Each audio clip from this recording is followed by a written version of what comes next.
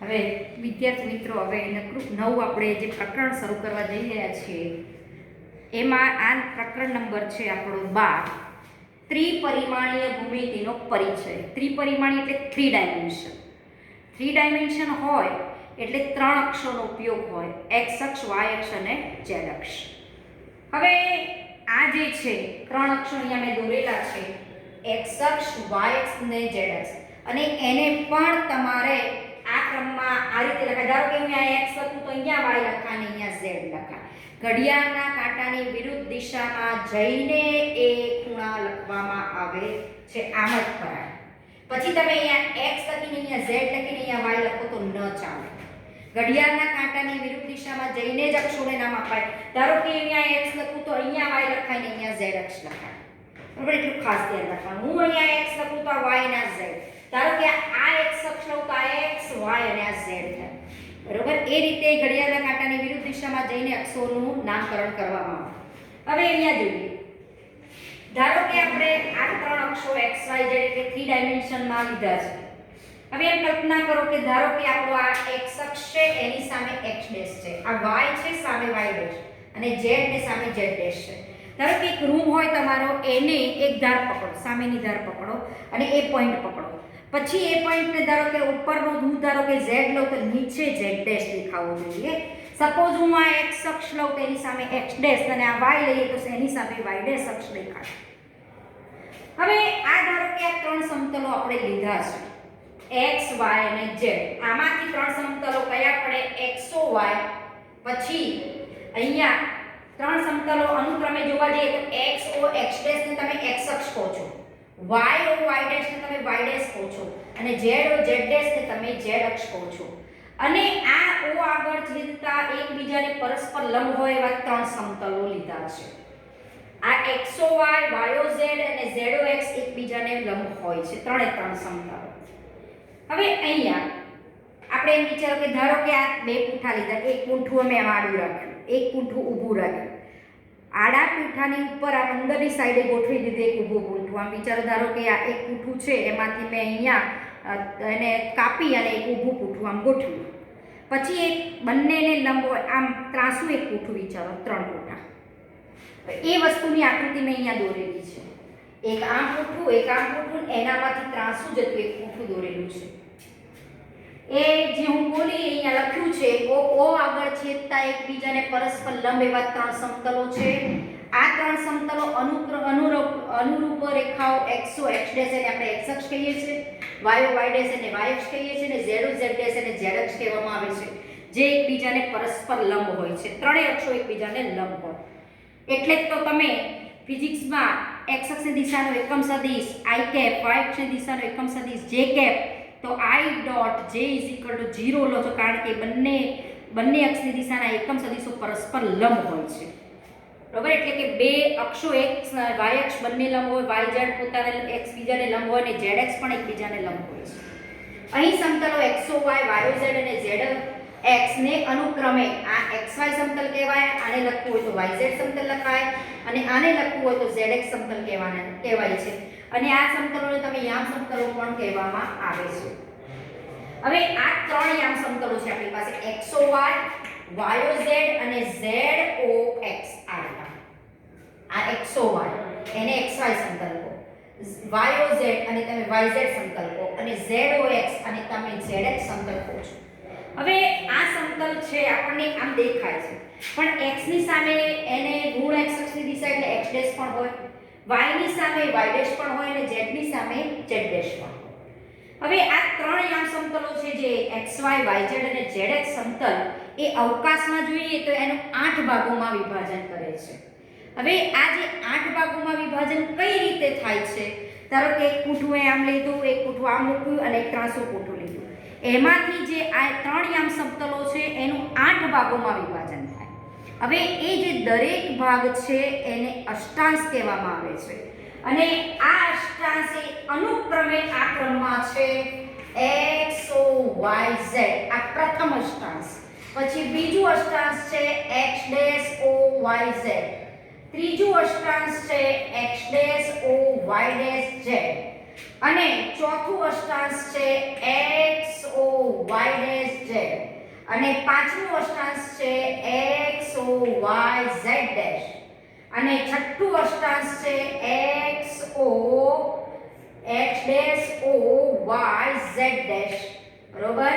સાતમું અષ્ટાંશ છે x dash o y dash z dash અને આઠમું અષ્ટાંશ છે x o y dash z dash. આ આઠ અષ્ટાંશમાં આ જે વિભાજન થાય છે ત્રણ યામ સમતલો છે એ અવકાશમાં જોઈએ ઉપરથી તો આને આઠ ભાગોમાં વિભાજન થયેલું દેખાય છે અને આ આઠ ભાગો આ રીતે. હવે આ આઠ ભાગોમાં આ પહેલો અષ્ટાંશ કહેવાય, ક્રમ પણ અગત્યનો. આને આપણે પ્રથમ અષ્ટાંશ કહીએ છીએ, આ આપણે બીજો અષ્ટાંશ, આ ત્રીજો અષ્ટાંશ, આ ચોથો અષ્ટાંશ, આ પાંચમો અષ્ટાંશ, આ છઠ્ઠો અષ્ટાંશ, આ સાતમો અને આઠમો અષ્ટાંશ. આ આઠે આઠ મેં અષ્ટાંશો લખેલા છે. હવે અષ્ટાંશ, આ આઠ અષ્ટાંશ યાદ કઈ રીતે તમારે રાખવા તો એમાં જુઓ, પહેલા ચાર અષ્ટાંશમાં z જે છે બિંદુનો z યામ એ બધામાં z એટલે બિંદુનો z યામ ધન છે. પછી પાછળના ચારમાં z આવે છે બરાબર.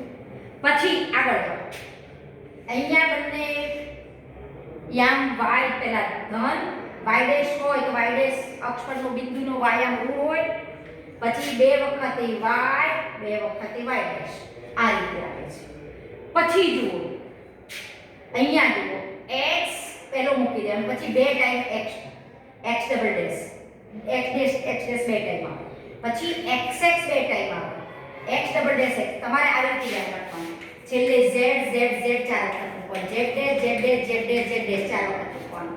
પછી અહીંયા ઓ નહીં મૂકો તો ચાલશે, આને xy z પણ કહેવાય, ઓ ના લખો તો પણ ચાલે.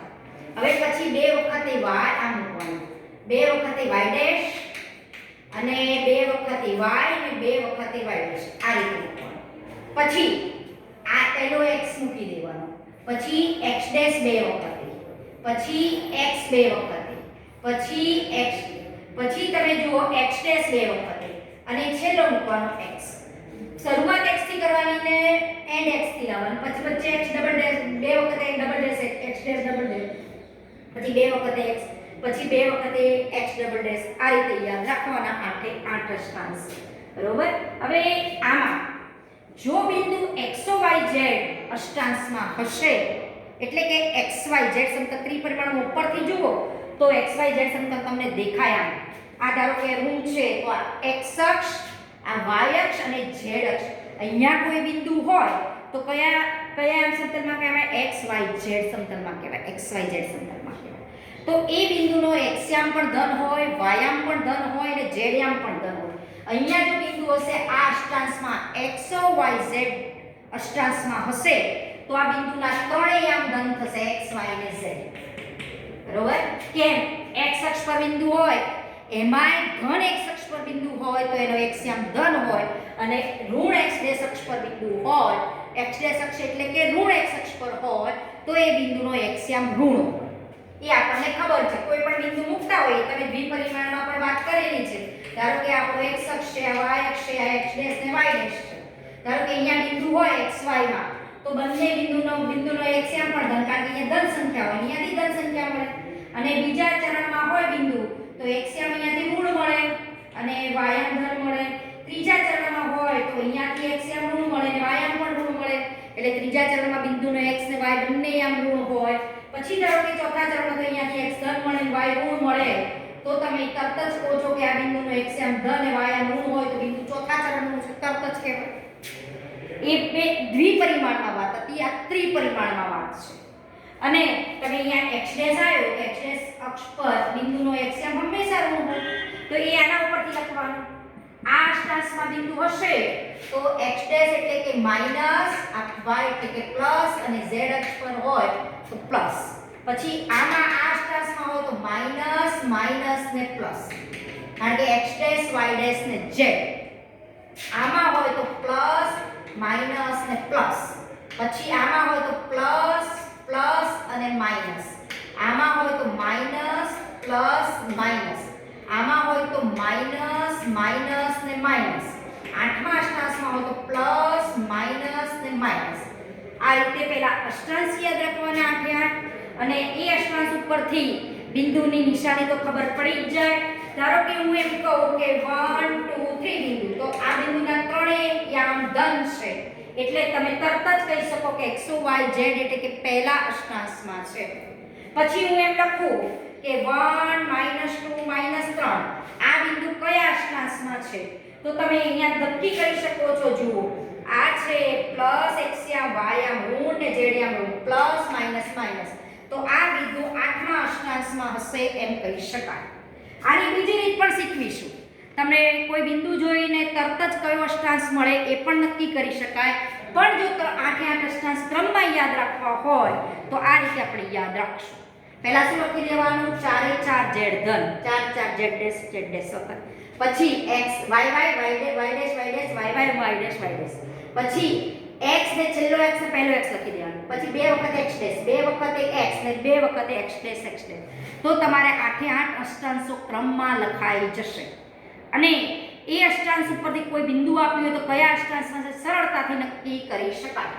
સપોઝ હું એમ કહું કે -1 2 3 બિંદુ, તો આ પ્લસ આ માઈનસ પ્લસ ને પ્લસ, આ બિંદુ ધન છે આ બિંદુ ધન છે ને આ બિંદુ આ ઋણ છે, તો માઈનસ પ્લસ પ્લસ, તો માઈનસ પ્લસ પ્લસ ક્યાં આવે? બીજા અષ્ટાંશમાં આવે. તરત જ કહી દેવાય બીજા અષ્ટાંશમાં. તમારે રફલી આ પાછળ 8 8 અષ્ટાંશ લખીને પણ કરી શકો.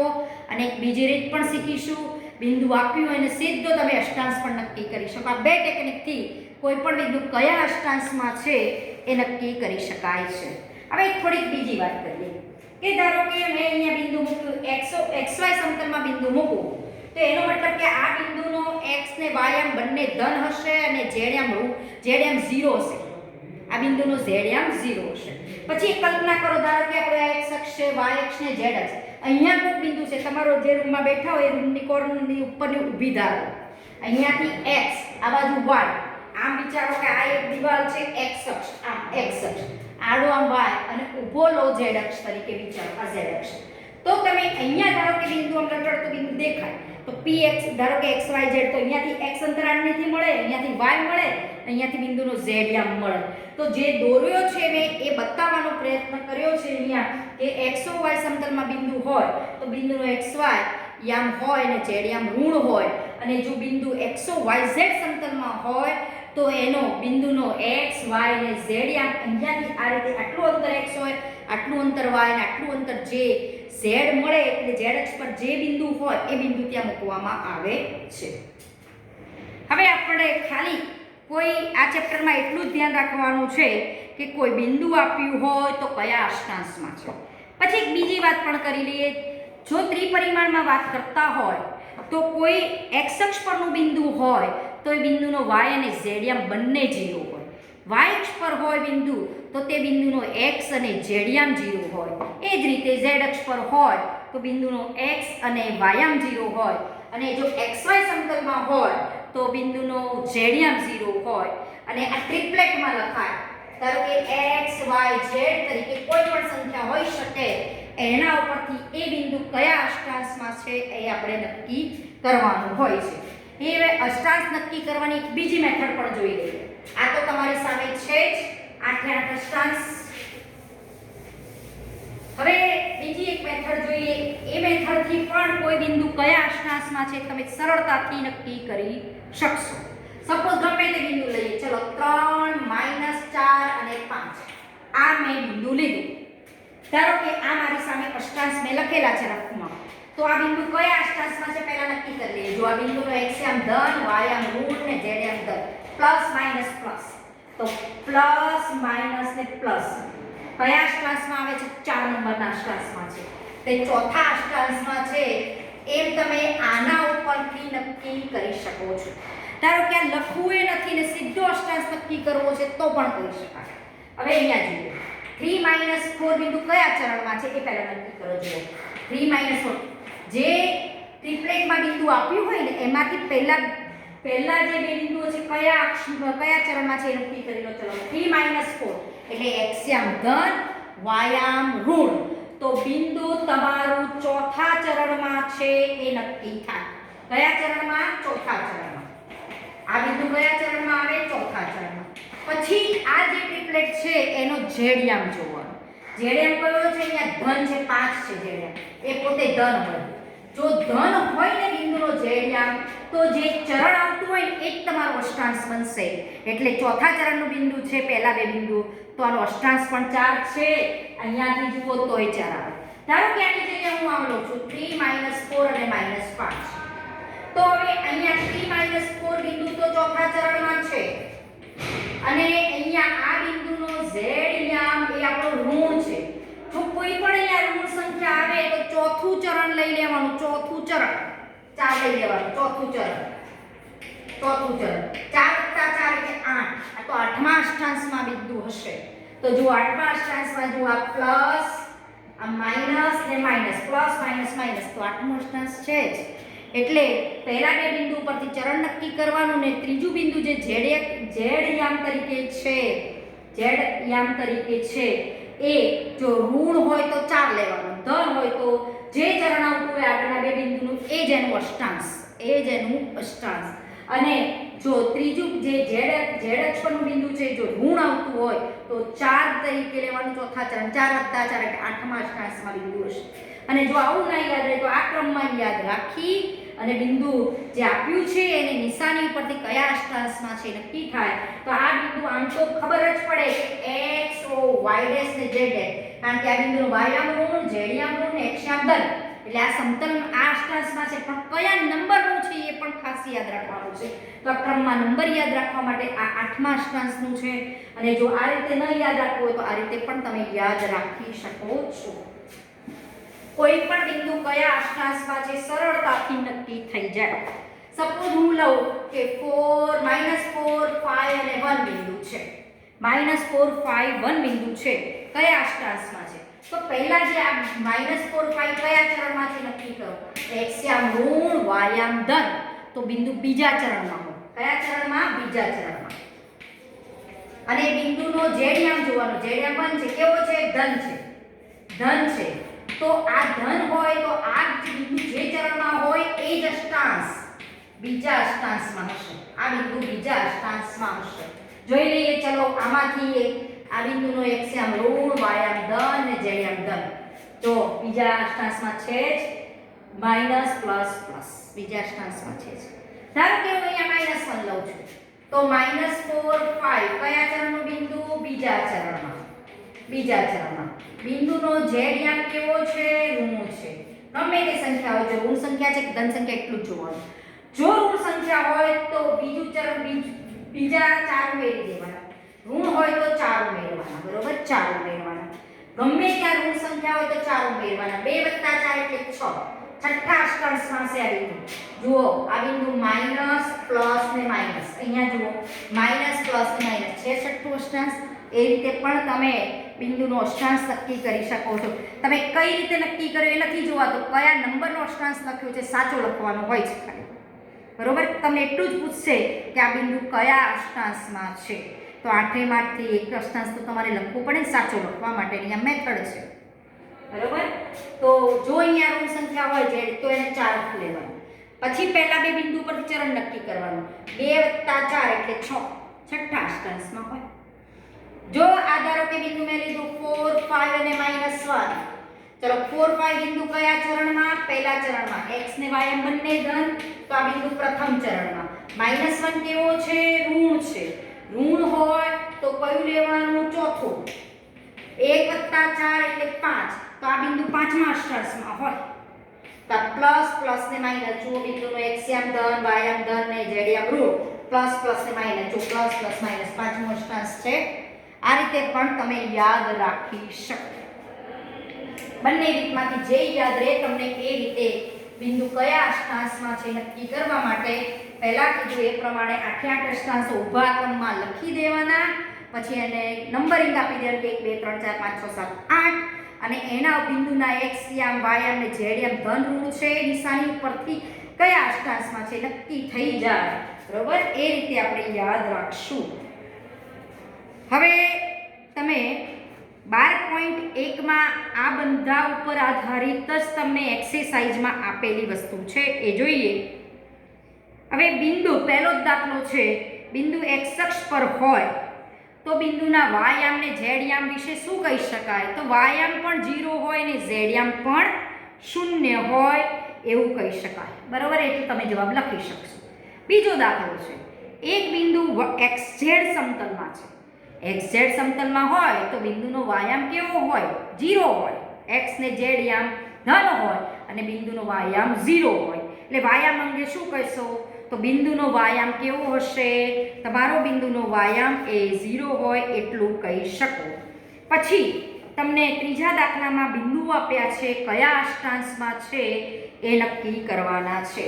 હવે અહીંયા 12.1માં જોઈએ ત્રીજો દાખલો કે બિંદુ આપ્યા છે, કયા અષ્ટાંશમાં છે, ખાલી આપણે અષ્ટાંશ કહેવાનું છે. અત્યારે જોયું, યાદ રાખ્યું, એ રીતે આપણે અષ્ટાંશ નક્કી કરશું કે બિંદુ કયા અષ્ટાંશમાં છે. 12.1નો ત્રીજો દાખલો. ચલો, પહેલું બિંદુ આપણને આપ્યું છે, કયું આપ્યું છે? 1 2 3. 1 2 3. તો ચલો પહેલા મેં શું કીધું એ રીતે લખી દો એક વખત એક દાખલામાં, પછી બીજા બધા દાખલા આવશે. 1 2 બિંદુ જુઓ. પહેલા તો આ બિંદુ કયા ચરણમાં છે? x યામ ધન y યામ ધન પ્રથમ ચરણમાં છે, તે પહેલા ચરણમાં. z યામ કેવો છે? z યામ જુઓ ધન છે. ધન છે એટલે કશું ઉમેરવાનું નહીં. પ્રથમ વત્તા 0 એટલે પ્રથમ અષ્ટાંશમાં છે એમ નક્કી થઈ જાય. આ તમારે રીતે વિચારવાનું. બિંદુમાં તો ધારી કે તમારે અષ્ટાંશનો ક્રમાંક જ લખવાનો છે. તો આ બિંદુ કયા અષ્ટાંશમાં હશે? પ્રથમ અષ્ટાંશમાં. પ્રથમ અષ્ટાંશમાં છે. બીજું આપ્યું છે તમને બિંદુ 4 2 3. 4 2 3. ચલો 4 2 બિંદુ કયા ચરણમાં છે? ચરણ નક્કી કરો. એટલે x યામ ધન y યામ ઋણ, તો બિંદુ ચોથા ચરણનું હોય. ચોથા ચરણમાં આ નક્કી થઈ ગયું. અને z યામ જો ધન હોય તો કશું જ જોવાનું નહીં, જે ચરણ હોય એ જ અષ્ટાંશ હોય. બરોબર, z યામ ધન છે તો આ બિંદુ કયા અષ્ટાંશમાં હશે? આ બંનેનો સરવાળો કરવાનો, ચોથા અષ્ટાંશમાં હશે. અને આપણે ફરીથી લખી દઈએ, આઠે આઠ અષ્ટાંશો લખવા તો મેં કઈ રીતે દીધા હતા? z z z, 4 વખત ધન, z dash z dash z dash z dash, 4 વખત ઋણ. પછી બે વખતે y y dash y dash y dash y. બરોબર, આ રીતે આપણે લખેલા હતા. પછી તમારે શું કરવાનું? પહેલામાં x મૂકી દેવાનું, છેલ્લામાં x મૂકી દેવાનું. અહીંયા આપો. પછી ડબલ વખતે x ડેશ, ડબલ વખતે x, પછી ડબલ વખતે x ડેશ. એટલે આઠે આઠ અષ્ટાંશ લખાઈ જશે. આઠે આઠ અષ્ટાંશ ક્રમમાં લખાઈ જશે. આ અષ્ટાંશમાં બિંદુ હોય તો x y z, તો ત્રણેય બિંદુનો ત્રણેય યામ ધન હોય. અહીંયા હોય તો આ બિંદુનો x યામ ઋણ હોય, y યામ ધન, ને આ રીતે યાદ રાખવું. આ પહેલું અષ્ટાંશ અને પ્રથમ અષ્ટાંશ, બીજું, ત્રીજું, ચોથું, પાંચમું, છઠ્ઠું, આ સાતમું અને આઠમું અષ્ટાંશ કહેવામાં આવે છે. અહીંયા હોય તો x ને y યામ ઋણ ને z યામ ધન. અહીંયા હોય તો પ્લસ માઈનસ ને પ્લસ. અહીંયા હોય તો પ્લસ પ્લસ ને માઈનસ. અહીંયા હોય તો માઈનસ પ્લસ માઈનસ. અહીંયા હોય તો માઈનસ માઈનસ માઈનસ. અને અહીંયા હોય તો પ્લસ માઈનસ માઈનસ. મેં ચલો તમે સામે આઠે આઠ અષ્ટાંશ લખ્યા અને આ બીજી મેથડથી પણ ગણ્યું. જુઓ, આ plus minus plus, plus minus plus. તો બિંદુ કયા અષ્ટાંશમાં નીકળ્યું? ચોથા. આપણું કયો જવાબ આવ્યો? ચોથા અષ્ટાંશમાં નીકળ્યો. હવે આમાં ત્રીજો તમને આપ્યો છે બિંદુ તરીકે 4 2 5. 4 2 5. તો કયા અષ્ટાંશમાં? તમારે આટલો જવાબ લખવાનો છે, ચોથા અષ્ટાંશમાં. તમારે આ જ અધ્યાય કરતા પહેલા આગળ પણ તમને બે ઉદાહરણ આપ્યા છે, એમાંથી સીધું ખાલી અષ્ટાંશ જ નક્કી કરવાનું છે આના ઉપર. હવે અહીંયા જોઈએ તો 4 2 બિંદુ કયા ચરણમાં છે? ચોથા ચરણમાં. x યામ ધન ને y યામ ઋણ. અને z યામ કયો છે? આ બિંદુનો -5. -5 કેવો કહેવાય? ઋણ. ઋણ સંખ્યા આવે તો 4 ઉમેરવાની. ચોથું, 4 + 4 એટલે 8. આઠમા અષ્ટાંશમાં હશે. જો આઠમા અષ્ટાંશમાં આ બિંદુ કયું? આઠમા અષ્ટાંશમાં. આઠમા અષ્ટાંશ લખવું હોય તો આમ પણ લખાય. 5 6 7 રોમનમાં લખવું હોય તો 5 6 7 8. તો અહીંયા જુઓ, બિંદુનો x યામ ધન, y યામ ઋણ, y યામ ઋણ. તો જુઓ પ્લસ માઇનસ માઇનસ તો કયું અષ્ટાંશ છે? 8નું, અને આમ પણ 8નું જ હોય. આ રીતે યાદ રાખો કે આ રીતે યાદ રાખો, જવાબ સાચો લાવવાનો 8મા અષ્ટાંશમાં છે. આ રીતે તમે બીજા બિંદુઓ નક્કી કરજો. મેં 3 તમને ગણાયા, બીજા 5 તમે જાતે કરજો કે કયા બિંદુ કયા અષ્ટાંશમાં છે. હવે આવડી જશે. હવે જુઓ દાખલા નંબર 4, ખાલી જગ્યા પૂરવાનું છે. ખાલી એક x અક્ષ છે અને y અક્ષ બંને સાથે મળીને જે સમતલનું નિર્માણ કરે છે તે કયા સમતલ તરીકે ઓળખાય? x ને y જે અક્ષ છે એ બે ભેગા થઈને જે સમતલ બનાવે એને શું લખાય? xy સમતલ. એટલે ચોથા દાખલાની પહેલી ખાલી જગ્યામાં શું આવશે? xy સમતલ. પછી બીજો પ્રશ્ન આપણને કર્યો છે કે xy સમતલમાં બિંદુના યામ કયા સ્વરૂપે હોય? તો xy સમતલમાં બિંદુ હોય તો xy તરીકે કોઈ ધન સંખ્યા હોય ને z યામ એનો ઋણ હોય.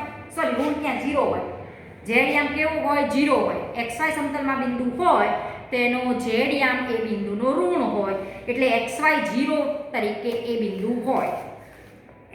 યામ સમતલો અવકાશનું ખાલી જગ્યા અષ્ટાંશોમાં વિભાજન કરે છે. એ આપણે જોયું કે યામ સમતલો અવકાશનું 8 ભાગોમાં વિભાજન કરે છે, એટલે કે અવકાશનું 8 અષ્ટાંશોમાં વિભાજન કરે છે. તો ત્રીજાનો જવાબ આવશે ખાલી જગ્યામાં 8. બરોબર, આ 3 ખાલી જગ્યાના જવાબ આવશે. આ રીતે 12.1 આપણે અહીંયા પૂરો કરીએ છીએ. 12.2 માં ખાલી અંતરસૂત્રના ઉપયોગ આધારિત દાખલા છે કે કોઈ જેવી રીતે R2 માં અંતરસૂત્ર વાપરતા હતા. કોઈ બિંદુ હોય, કોઈ બિંદુ x1 y1 છે, બીજું બિંદુ x2 y2 છે, તો એ બે બિંદુ વચ્ચેનું અંતર એટલે કે વર્ગમૂળમાં x1 x2 નો સ્ક્વેર પ્લસ y1 y2 નો સ્ક્વેર. એવી જ રીતે કોઈ બે બિંદુઓ છે R3 માં છે એટલે ત્રિપરિમાણમાં છે. ધારો કે કોઈ બિંદુ x1 y1 z1 છે, બીજું બિંદુ x2 y2 z2 છે, તો બે બિંદુનું વચ્ચેનું અંતર એટલે વર્ગમૂળમાં x1 x2 નો સ્ક્વેર પ્લસ y1 y2 નો સ્ક્વેર પ્લસ z1 z2 નો સ્ક્વેર. સેમ મેથડથી દાખલા કરવાના છે. અંતરસૂત્રના ઉપયોગ આધારિત ખાલી 12.2 માં એ દાખલાઓ છે એ આપણે આવતી વખતે જોઈશું, અંતરસૂત્ર પણ લખીશું.